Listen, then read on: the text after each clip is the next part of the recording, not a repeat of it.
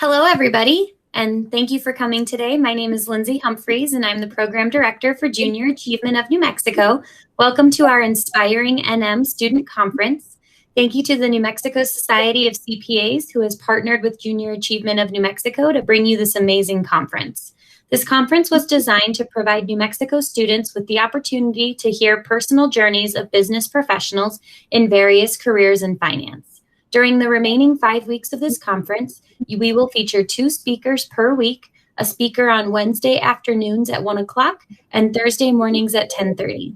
During these events, you will hear our speakers share details about their education, their job, and their career journey, as well as learn some very valuable skills and concepts for your own future economic success.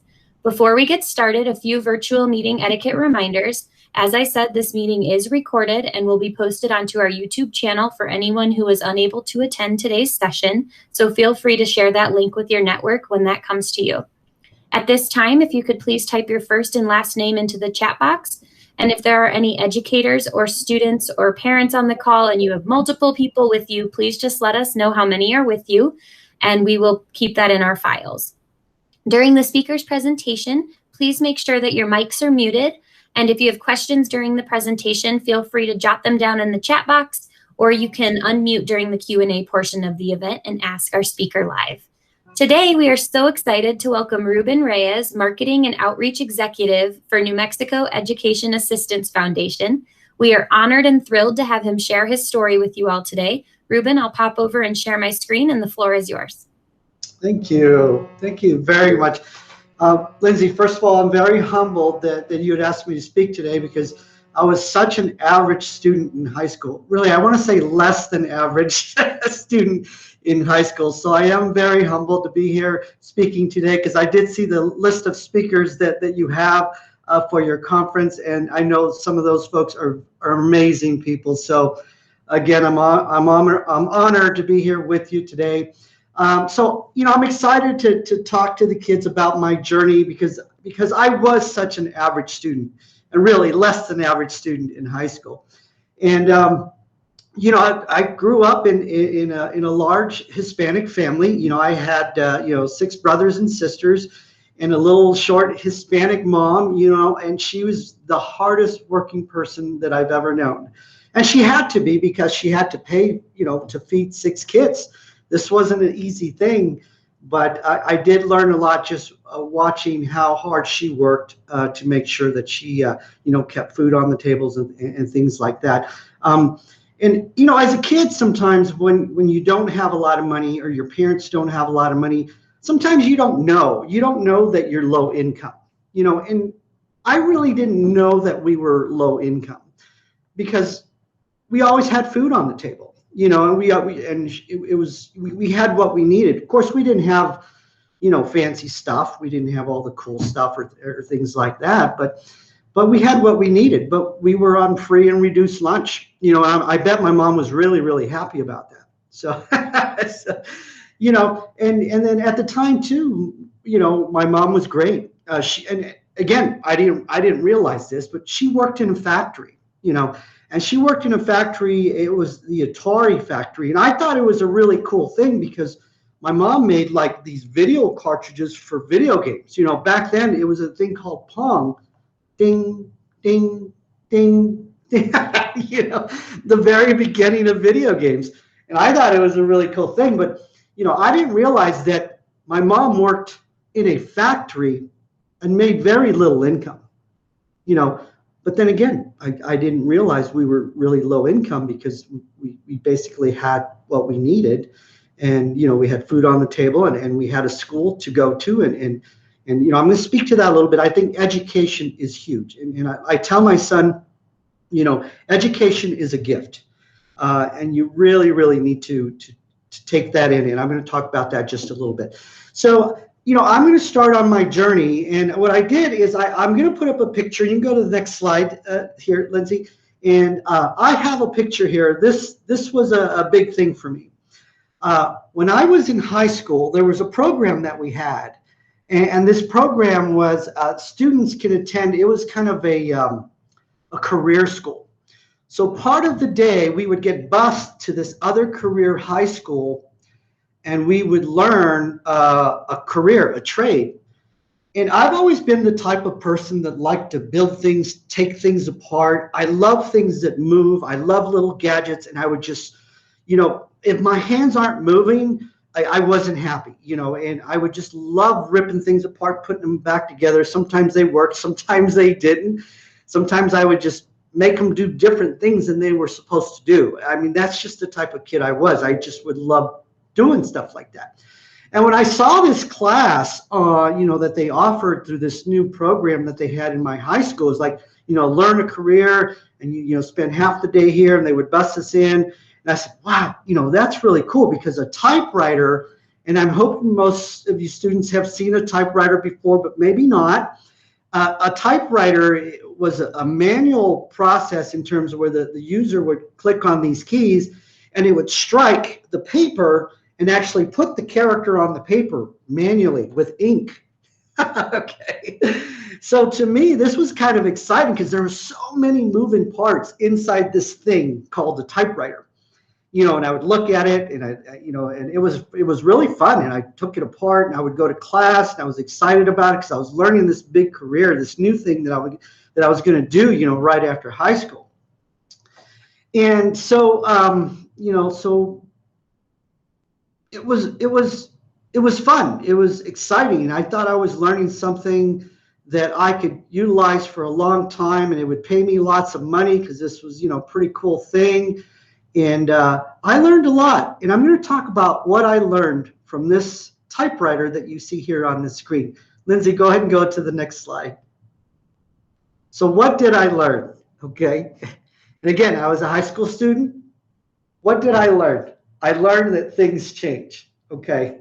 I learned something about research, which, as you probably know now, that I didn't do. Because if I would have done a little bit of research, I might have learned that there was this person out there named Bill Gates working on things at that time. Remember, this was the 80s. Okay. So there was this guy out there named Bill Gates that was working on these things called, computers, and software, and really software and things like that. So what did I learn from the typewriter? Well, what I learned from the typewriter is that things change. Okay, so what's going on today may not necessarily be the big thing in terms of a career for tomorrow. Okay, so back in our day in the 80s, I couldn't just ask Alexa, hey Alexa, what's the future of the typewriter?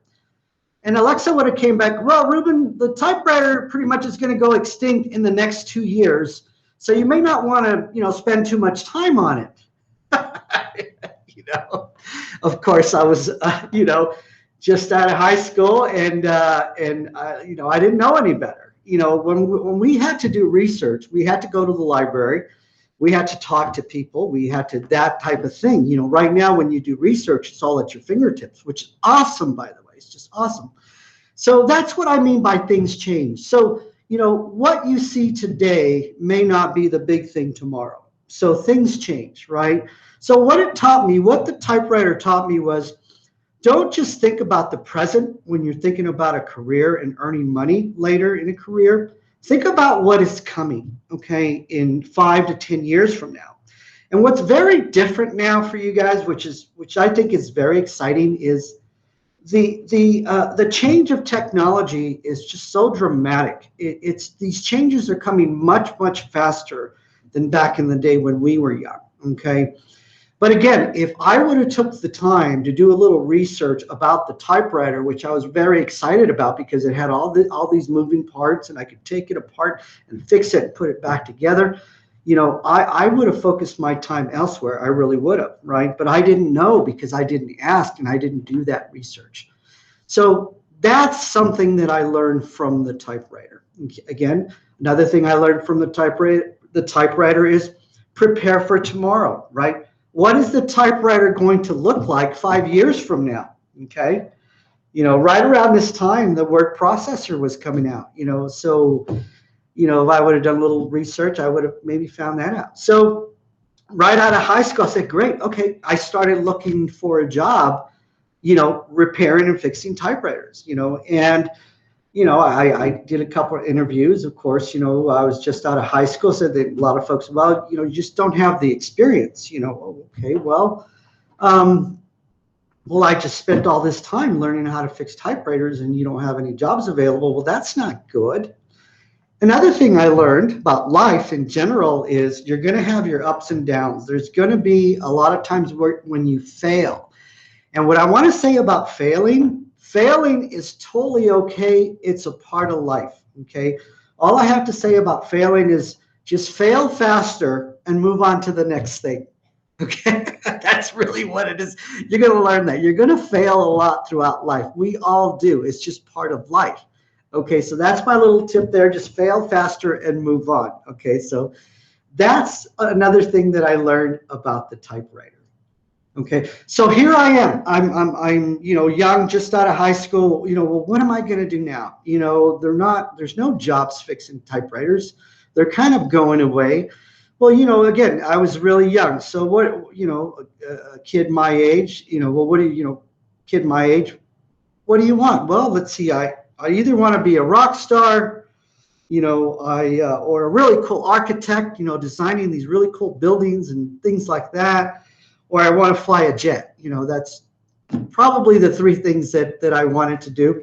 Again, I wasn't doing too well there on my research, right? Because flying a jet, you have to have perfect vision for one.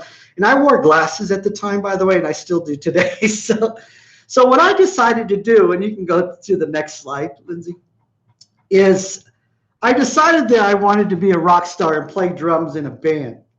Okay. So again, I was young, right? So I loved the drums because, like I said earlier, I just love taking things apart and building things. And drums have so many pieces and lugs and heads and screws and things that move, and it was just a really cool thing. I really, really liked the drums. So I started, playing the drums, and I kind of hit it hard, and I started practicing a lot. I just practiced all the time, where I actually got good enough to actually play in a band. And that's initially what I did. And it does, and just another tip, by the way, that I learned is what they say is you need to practice your craft for about 10,000 hours to be really, really good at it and do it for a living and be a professional at it. So if you're really looking to do something like this, just know it's going to take a lot of time to get there, okay? So what I did, Lindsay, go ahead and go to the next slide, is I actually played as a professional drummer in a band. I did get good enough to be able to play in a band and play professionally. Okay, so I played as a professional musician in my 20s. So I played with the band that actually traveled from town to town, and played in different clubs in many different places. It was really exciting because I got to meet a lot of different people, and I got to see a lot of places that I probably never would have seen if I hadn't done this, right? I was a professional musician at the time. And remember, I was young. I didn't know that Ruben, it's really a hard thing to be a jet pilot. I didn't know this, right? Ruben, it's kind of a hard thing to be be a famous rock star in a band. Again, I didn't know this. I just did what I thought I wanted to do. So again, I played professionally in a band, and I traveled in this band. And, we went from town to town, and we did certain things, and we played it, and we earned money doing this. And that's what I did for a living. And eventually I also played in a band in Hollywood. I used to play in Hollywood all the time. I played in Hollywood, a lot of the famous Hollywood clubs, many, many times. And while I was playing in Hollywood, by the way, when you play in these groups, and I'm going to get into the business side of things, but when you're playing in Hollywood back in the day in the 80s, you didn't make money unless you sold your tickets, right? Because that's how you would get paid, okay? So, another thing I learned when I was a Hollywood drummer out there, and it's not an easy business. The music industry is not an easy business to be in. So I'm going to talk about that a little bit, because why I'm here is I'm here to talk about finances and how it all comes into play. So you go ahead and go to the next slide. So playing, what did I learn playing my drums, right? Well, one of the things I learned, which was huge, that helped me tremendously later on in my career, is I learned people skills. Okay, and I wasn't the type of person that would just go in and just talk with anybody, But the band, playing in a professional band, they said, Ruben, you can't just hide behind your drums. You have to go talk to people, and you have to go do this, and you have to go do. No, I just want to be behind my drums. I don't want to go talk to anybody, right? And what I found out is, again, playing music professionally is a business. It really is. And I had to learn how to come out of my shell, literally come out of my shell and go speak to people and talk to people and be friendly to people. Well, what I learned is people are people no matter where you are, okay?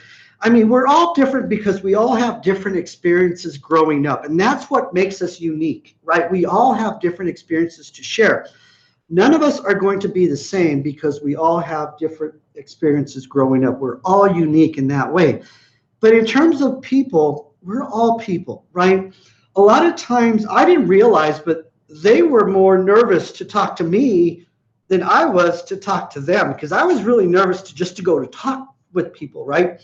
And I found out later that, well, they were actually just as nervous as I was to talk to me, So this is one of the big things that I learned playing drums and being in a band, right? I had to go talk to people. I learned a lot of people skills, okay? And you know what? People like to communicate. They really do. The trick is you want to start the communication and ask questions and really get them talking. That's what I learned. You want to get them talking because when you're doing all the talking like I'm doing today, it's probably not the good thing, but that's why Lindsay brought me in just today to do all the talking, but usually I wouldn't. You want them to do all the talking because these are people skills. You learn that communication is about starting the conversation, but letting the other person speak more than you. Okay, that is really the key about people skills. Okay, the next thing I learned is playing drums is business skills. We had to earn money to make enough money to pay for all the bills that we had. Believe me, there are bills when you're playing professionally in a traveling band. You have to pay for the fuel. You have to pay for equipment that breaks down. You have to pay for all the hotel rooms for the band members. You have to pay for the food.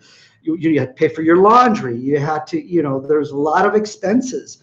So what does that mean? Well, that means we had to negotiate our fees when we played at these clubs, at these nightclubs. Well, these nightclubs are also a business, right? So we had to negotiate for the right types of fees that we would play. Sometimes we would only play one night. Sometimes we would play 3 nights, depending on where we were, right? So we would have to negotiate. This is business, right? Negotiate our fees on how much we would charge per night to play at that particular nightclub, okay?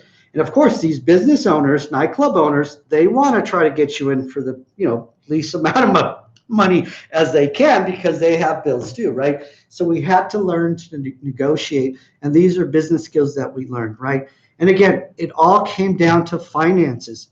Playing drums, playing professionally as a musician, what I learned is how to manage money, how to finances, right? How to manage money.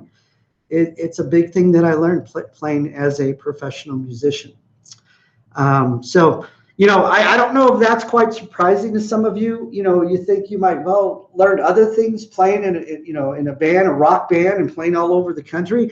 I learned people skills. I learned business skills, and I learned finances because playing music professionally is a business, and you are a product. But let me tell you what, I don't want to discourage anybody if that's really your dream. Just know it's a lot of work. The best part about playing in a professional band is that 1 hour that was on stage. Everything before and everything after is truly business and hard work. Okay, so that's one thing I did want to share. Lindsay, we can go to the next screen. So here's a picture. It's supposed to be a cabin, by the way. So this is a picture of a cabin, and I always used to. I have a good friend still that he's one of my old guitar players, by the way. He lives up in Santa Fe now, and he always says, when I retire, I'm going to build guitars. I'm going to do this. I'm going to start a little business building guitars. I'm going to do blah, blah, blah. And I always tell them too, why wait till tomorrow? Why don't you just build guitars today? Why are you going to wait? So that's something I always say, why wait for tomorrow for something you can do now? Okay. So, and I always used to hear guys, you know what? I'm going to build a cabin up in the mountains someday. I said, you know what? I'm going to build a cabin now. So that's what I did. So let's go ahead and go to the next slide. So I decided to build a cabin up in the mountains. This was a lot of work as well, and this took a lot of planning, and this took a lot of finances, and this was a challenge for me to do. But at the same time, I knew it was something that I wanted to do, and I didn't want to wait until after I retired to build this thing. I wanted to do it now because I still had the energy to do it, and that's what I did. So this took finances. So how did I have the money to be able to build a cabin up in the mountains? Well, it wasn't from working on my day job, let me tell you that. And remember, when I played music, and one of the things that I learned is how to manage money. Well, when I moved from California to New Mexico, I had quite a bit of money saved up. And remember when I said you have to kind of think ahead? One of the first things that I did when I moved into New Mexico is I looked at everything kind of at the 10,000 foot view, right? Well, here's a decent sized, little city. I looked at it and I said, wow, okay. Again, this was many, many years ago.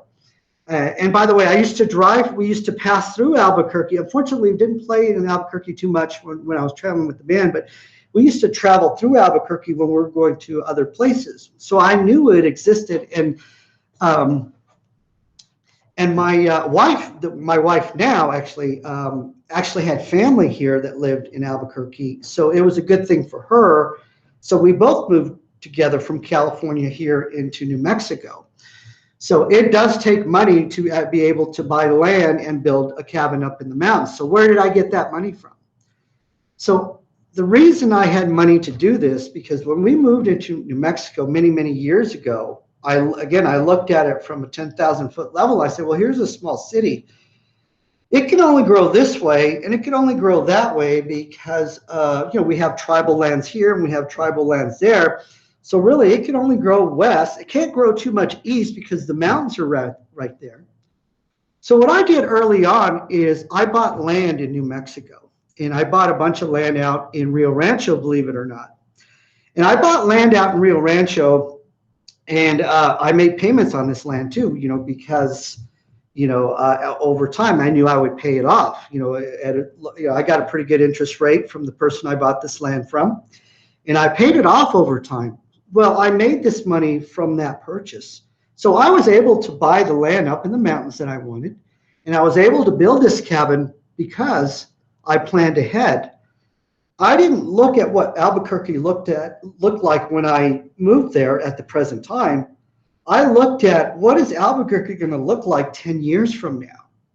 So I bought land because I knew eventually it was going to grow, and it did grow. And that land that I bought, I literally sold it for like 10 times more than I bought it for.